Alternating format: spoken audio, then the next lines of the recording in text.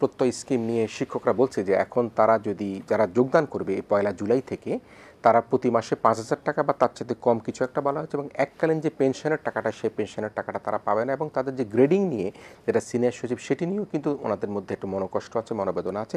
সব মিলিয়ে শিক্ষকদের যে আন্দোলনটাকে সেই আন্দোলনটাকে আপনি কতখানি যুক্তিযুক্ত মনে করছেন? ধন্যবাদ আপনাকে। দেখেন, শিক্ষকদের আন্দোলনটা এখন অন্য জায়গায় গিয়ে দাঁড়িয়েছে।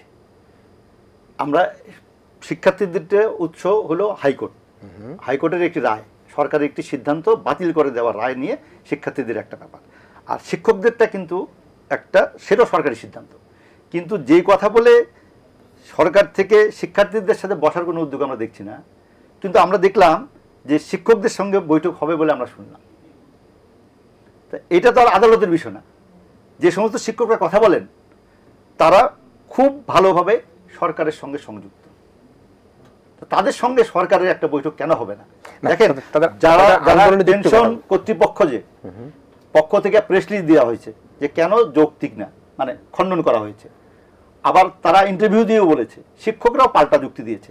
যে দুই পক্ষই দেন, তার হাসান আহমেদ কিরণের নেতৃত্বেই ডিবেট সোসাইটি যে আলোচনা হয় সেখানেই তো ওই কর্তৃপক্ষ এবং শিক্ষকরা বসতে পারে, বসতে পারে। সেই আলোচনাটা আমরা দেখছি না। ফলে দুইটা কিন্তু দুই জায়গা। আবার দেখেন যে শিক্ষকরা ক্লাস বন্ধ করে রেখেছে, 35টা 32টা পাবলিক বিশ্ববিদ্যালয় বন্ধ, তাই না? কারণ আমাদের শিক্ষার্থীরাও মাঠে নামলো। ফলে আমরা দেখলাম যে সকল শিক্ষা প্রতিষ্ঠান একরকম অচল। না, আমি তাদের যে যৌক্তিকতার কথা বলছেন সেই যৌক্তিকের পাল্টা যুক্তি তো দেওয়া হচ্ছে আবার। না, মানে শিক্ষকদের আন্দোলনের যৌক্তিকতাটাকে আপনি কিভাবে দেখেন? শিক্ষকদের আন্দোলনের যুক্তি তাদের দিক থেকে ঠিক আছে, আপনার দিক থেকে মনে? আবার আমি মনে করি যে দুই পক্ষই ঠিক না। কোন পক্ষে ঠিক না? সরকার এবং সরকারের যে অবস্থান তারাও বিবেচনা নিচ্ছে না। শিক্ষকদের কথাটা তো শুনতে হবে।